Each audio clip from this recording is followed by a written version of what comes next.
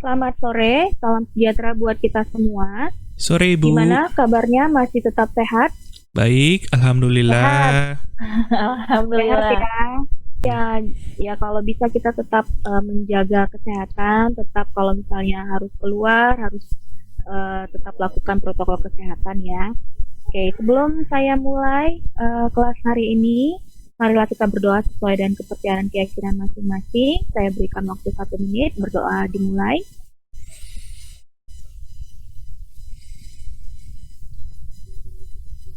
Berdoa selesai. Ya, sebelum saya mulai, saya ada video singkat yang ingin saya tampilkan ke Anda sekalian. Kira-kira berkenan atau tidak berkenan? Tenang saja, ini videonya menarik ya. Oke, saya akan mulai tampilkan. Tentang kelas unik yang ada di SDN Sumber Gondo 2 Kota Batu. Ya, dalam kelas-kelas SD ini dipenuhi dengan lukisan mural. Jadi para murid ini bisa merasakan sensasi bak di dalam laut, di angkasa luar, hingga di padang nan hijau. Bukan sedang berada di antariksa atau sedang menyelam di bawah laut. Sebab ini hanyalah lukisan mural di langit-langit dan dinding ruang kelas di SD Negeri Sumber Gondo 02, Kota Batu, Jawa Timur. Aneka lukisan mural dengan berbagai tema inilah yang kini menjadi penambah semangat belajar siswa. Mulai dari kelas 1 hingga kelas 6, semua ruang kelasnya memiliki tema lukisan yang berbeda-beda dan kreatif. Mulai dari musim dan cuaca, satwa laut, siklus air, hingga rantai makanan dan makhluk hidup.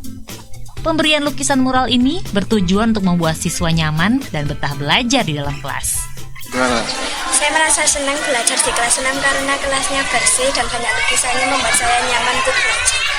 Kalau kelasnya menarik, tentu anak-anak akan semangat datang untuk sekolah, belajar dengan suasana yang riang, menyenangkan dan santai. Ide mempercantik ruang kelas ini merupakan inisiatif anggota paguyuban sekolah yang terdiri dari orang tua atau wali murid dan komite sekolah. Sebab itu, semua tenaga pelukis dan biaya pembuatan lukisan ditanggung oleh anggota paguyuban sekolah. Tak hanya efektif untuk menambah semangat belajar siswa, cara ini ternyata juga ampuh untuk menghindari aksi coret-coret di dinding sekolah. Bayar Tokopedia, Bukalapak, Blibli, pakai link aja, semua bisa. Oke, sudah ditonton videonya semuanya. Nah, saya mau nanya dulu nih, pengalaman Anda sekalian waktu di sekolah dasar, gimana kelasnya masing-masing? Ada yang mau sharing sedikit? Ada Bu, saya Ya, silakan. kelas saya Indra. masih polos Ibu, masih putih bersih. Ketika ada coretan, kami dimarahin Ibu. Katanya kebersihan itu adalah bagian dari iman. Jadi kami tidak boleh menempelkan kecuali dari foto-foto pahlawan yang emang sudah diizinkan oleh kepala sekolah dan guru. Oke. Kalau dari Dwi sendiri gimana kelasnya dulu waktu di SD? Oh, gini Bu, kalau misalkan pengalaman saya ya, kalau saya ini yang termasuk udah tahun berapa ya, udah tahun zaman jebot lah Bu ya. Jadi kalau misalkan zaman dulu itu ya kelasnya sama seperti si Indra. Jadi kelasnya itu hanya foto-foto pahlawan, jadi monoton sekali Bu, tidak yang seperti di video tadi kan. Menarik tuh Bu ya, menarik kelas-kelasnya dilukis, baik itu pemandangan ataupun berkaitan dengan materi-materi pelajaran yang ada di SD. Oh gitu. Nah, kalau misalnya di kelasnya kalian masing-masing, apakah ada kalender yang dituliskan tanggal ulang tahun masing-masing siswa atau foto masing-masing siswa gitu? Tidak ada Ibu. Kalender juga tidak ada. Ya, tidak ada. Nah, jadi itu semua yang kita tonton bersama itu sebenarnya adalah bagian dari pengelolaan kelas ya, bagaimana guru ataupun pihak sekolah bisa mengelola kelas agar kelas tersebut menjadi kelas yang menarik bagi siswa, supaya siswa itu bisa belajar dengan benar-benar ada di situ nyawanya, bahkan tidak cuma fisiknya tapi nyawanya, perhatiannya semua ada di kelas tersebut saat dia belajar. Kenapa? Karena kalau misalnya saya dan Anda sekalian mengingat zaman kita waktu SD, kita itu sering kali di kelas itu suka pada saat guru mengajar kita suka berhayal, kita suka mencoret-coret bangku, kita suka berbicara dengan teman, bergosip, atau kita suka mengganggu teman, gitu. Nah, itu kenapa bisa terjadi? Mungkin saja adanya ketidakmampuan dari guru ataupun pihak sekolah yang bisa mengelola kelas agar kelas itu menarik. Jadi bukan hanya dari materi yang disampaikan oleh pendidik atau guru, tapi juga kelasnya juga itu ada sangat berpengaruh terhadap konsentrasi ataupun fokus dari siswa sendiri, gitu ya. Nah, sebelumnya saya juga sudah bagikan materi ke kalian, ya, tentang mengelola kelas. Karena hari ini kita belajar tentang mengelola kelas. Nah, sudah saya bagikan materi tentang mengelola kelas.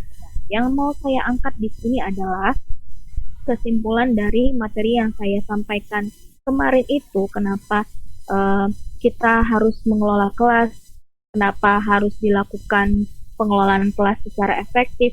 Karena di dalam pembelajaran yang terjadi di kelas, siswa butuh yang namanya konsentrasi dan fokus terhadap pembelajaran yang terjadi di kelas. Gitu ya, karena saat mereka ada di kelas, maka yang diharapkan oleh guru bahwa mereka atau siswa itu bisa benar-benar fokus pada pembelajaran yang sedang berlangsung. Karena kalau tidak dikelola dengan baik kelasnya, maka walaupun siswa berada di kelas, tapi bisa saja siswa tidak fokus dengan pembelajaran yang sedang berlangsung, begitu ya. Nah, sebelumnya saya mau tanyakan dulu nih ke Indra dan Dwi, ya. Ya, Bu. Mengenai apa yang sudah saya bagikan, materi apa yang sudah saya bagikan sebelumnya. Nah, kira-kira nih, di tingkat SD, ada yang namanya prinsip pengaturan kelas ya. Ada prinsip pengaturan kelas, ada otoritatif, ada otoriter, kemudian ada permisif. Nah, kira-kira kalau di SD, menurut Indra dulu, mana yang cocok? Otoritatif kah, otoriter, atau permisif? Sepertinya otoriter, Bu, masih. Karena terkait dengan perilaku yang masih belum terkendali. Ya, jadi Indra menyebutkan bahwa otoriter lebih tepat untuk anak SD karena anak SD butuh pengendalian yang lebih intens ya dibandingkan dengan jenjang pendidikan setelahnya atau di atasnya. Ya, Bu, kalau ini Dwi, sesuai bagaimana? dengan pengalaman saya. Iya, Bu. Mungkin Indra masih ada yang mau disampaikan, Bu, tadi. Ya, sorry, mungkin terkait sinyal, Iya, maaf tadi ya. Silakan Indra, ada lagi yang mau yang disampaikan? otoriter Maaf. tadi sesuai dengan pengalaman saya, Bu, waktu kecil. Oh, gitu. Oke. Silakan, Mbak Dwi, dilanjutkan. Oke, Ya, Bu, kalau misalkan menurut saya juga otoriter, Bu, karena kan kondisi siswa di SD ini kan kita sulit mengaturnya kan, Bu. Ada yang mungkin tingkah lakunya seperti ini, mungkin berbeda dengan anak-anaknya yang lain, seperti itu, Bu. Jadi mungkin menurut saya masih otoriter. Ya. Jadi bagaimana kalau itu kan kalau di pengalaman mungkin masing-masing dari Indra dan Dwi ya. Nah, bagaimana kalau misalnya sekolah itu adalah sekolah yang berstandar atau kurikulum yang digunakan adalah kurikulum bukan kurikulum di Indonesia, tapi dia pakai kurikulum yang berbasis internasional.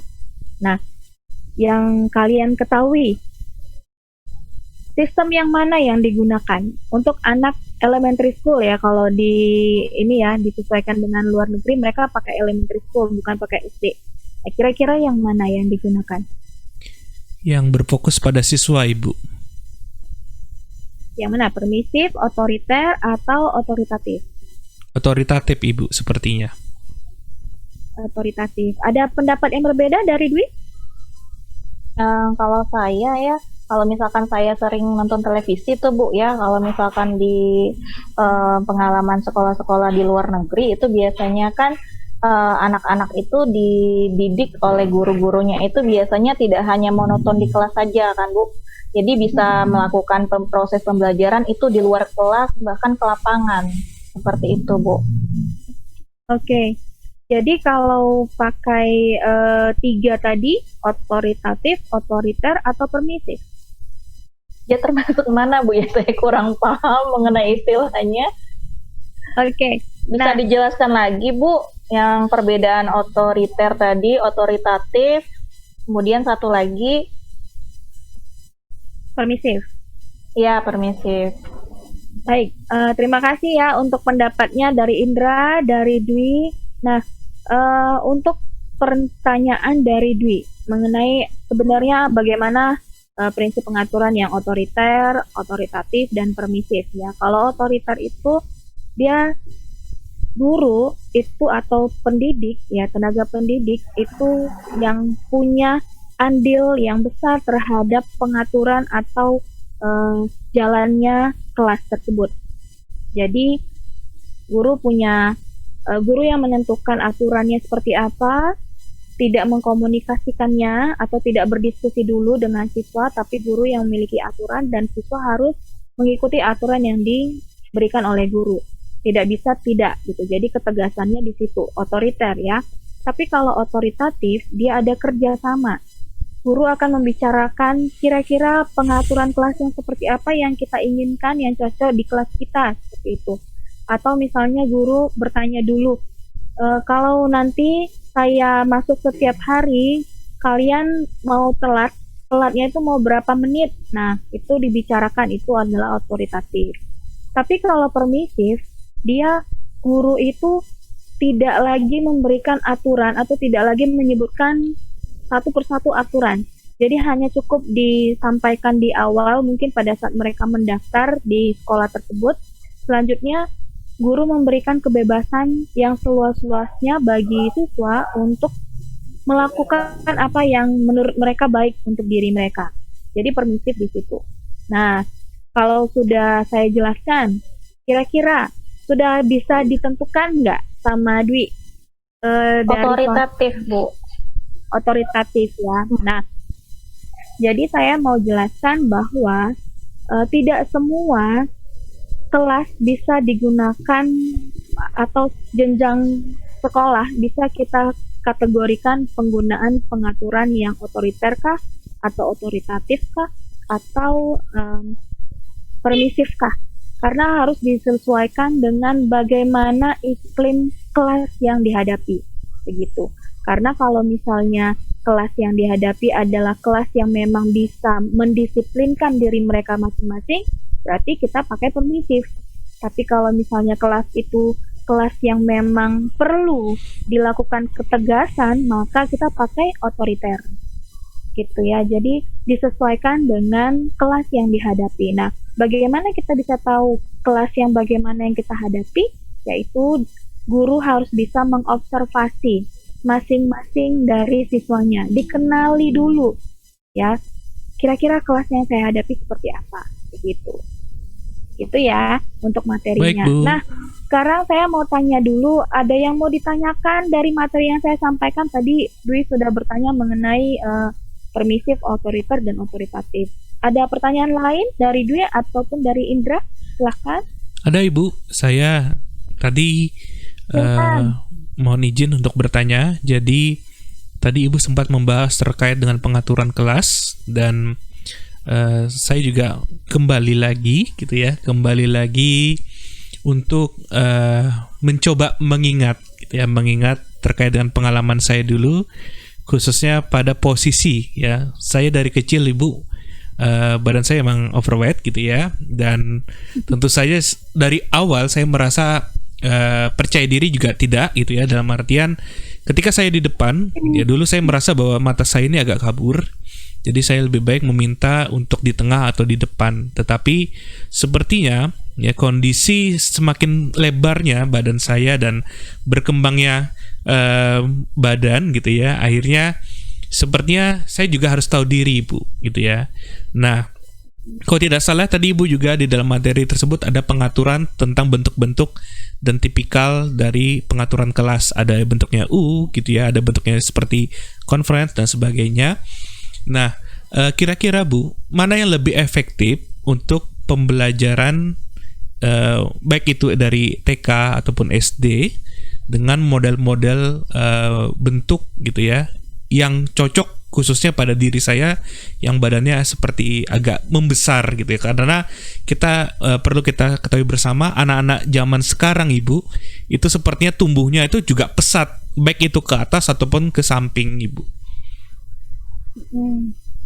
Ya, terima kasih untuk pertanyaannya dari Indra, menarik sekali ya karena ini pengalaman pribadi ya. Ya, saya juga sebenarnya kebalikan dari Indra ya waktu saya kecil. Saya justru badannya kecil waktu di sekolah dasar. Jadi saya kepengennya di depan, tapi mungkin ada siswa lain yang lebih dominan sehingga mereka yang duduk di depan, saya yang duduk di tengah, bahkan pernah di belakang, dan akhirnya saya tegak-tegakkan badan gitu ya untuk bisa ngelihat guru yang ada di depan gitu ya. Jadi kebalikannya kasusnya dengan Indra. Nah, jadi kalau mengenai posisi duduk, memang posisi duduk itu sangat menentukan apakah siswa bisa mencapai atau bisa melihat guru yang mengajar di depan dengan baik. Nah, kalau misalnya kondisinya memang ada gangguan dalam penglihatan yang sedikit terganggu gitu ya, kalau duduk di belakang tidak bisa terlihat dengan baik, ya mungkin harusnya pada saat itu bisa dijelaskan mungkin melalui orang tua kepada guru bahwa kondisinya seperti ini. Karena sebenarnya kalau duduk di sudut di bagian depan, misalnya di sini guru gitu ya di posisi yang kebalikannya tapi tetap di depan, itu sebenarnya tidak mengganggu ke teman-teman yang ada di belakangnya gitu ya, kalau memang sudah dikomunikasikan. Tapi karena ini sudah terjadi ya nggak apa-apa, tapi untuk kedepannya mungkin bisa dilakukan seperti itu. Karena kadang-kadang memang kita nggak bisa mengendalikan bagaimana proses pengaturan posisi duduk ataupun bagaimana proses gaya pengaturan kelas. Karena itu tergantung dari kemampuan dari sekolahnya masing-masing. Ada sekolah yang memang bisa memberikan posisi duduk atau bangku yang tidak terlalu banyak di dalam satu kelas sehingga tidak terlalu ramai siswanya di dalam kelas tersebut karena gurunya juga banyak. Tapi ada sekolah yang tidak punya banyak guru kan ya, jadi akhirnya dalam kelas itu sangat crowded, sangat ramai sampai 30 bahkan 40 siswa sehingga akhirnya terbagi ya, bagi yang duduk di belakang itu benar-benar nggak bisa fokus terhadap gurunya. Nah, salah satu caranya mungkin gurunya yang harus aktif. Artinya gurunya harus jalan ke belakang pada saat belajar atau pembelajaran berlangsung. Atau mungkin gurunya lebih sering memanggil siswa-siswa yang di belakang untuk bertanya kira-kira mereka paham atau tidak, atau ada yang mau ditanyakan atau tidak, seperti itu. Atau hanya sekedar menanyakan sudah makan apa belum. Nah, itu akan membangun hubungan yang lebih intens, artinya hubungan interpersonal antara guru dengan siswa akan lebih terbangun sehingga siswa akan lebih tertarik untuk mendengarkan gurunya karena dia merasa oh saya dipanggil nih, saya diperhatikan gitu. Jadi dia akan lebih memperhatikan gurunya lagi gitu. Itu kalau mengenai apa yang terjadi terhadap Mas Indra ya. Kalau untuk gaya pengaturan di TK ya tadi pertanyaannya. Kalau dari saya, untuk saya lebih senang untuk di TK itu gaya offset. Jadi seperti diskusi kelompok ya, tidak mejanya itu kecil, hanya terdiri 3-4 siswa yang didudukkan hampir berdampingan dan gurunya ada di depan. Begitu. Jadi guru bisa benar-benar melihat bagaimana pekerjaan yang dilakukan oleh masing-masing siswanya. Begitu. Gimana Indra, bisa dipahami? Cukup jelas Ibu, terima kasih. Oke, terima kasih. Jadi saya rasa untuk materi yang saya sampaikan sudah cukup jelas ya.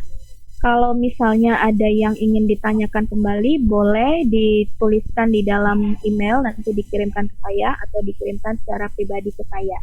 Baik, Untuk Bu. tugasnya sudah saya periksa semuanya dan sungguh sangat kaya sekali ya, kalian kreatif sekali dalam mengerjakan tugas. Saya cukup bangga dengan apa yang kalian kerjakan. Terima kasih untuk effortnya. Jadi hari ini saya akhiri, sampai ketemu di pertemuan berikutnya. Tapi sebelumnya, karena kita awali dengan doa, maka kita akhiri juga dengan doa agar apa yang berjalan hari ini, pelajaran yang kita dapat hari ini, bisa benar-benar kita dapatkan dan kita pakaikan dalam hidup kita sehari-hari ya. Amin. Berdoa dimulai.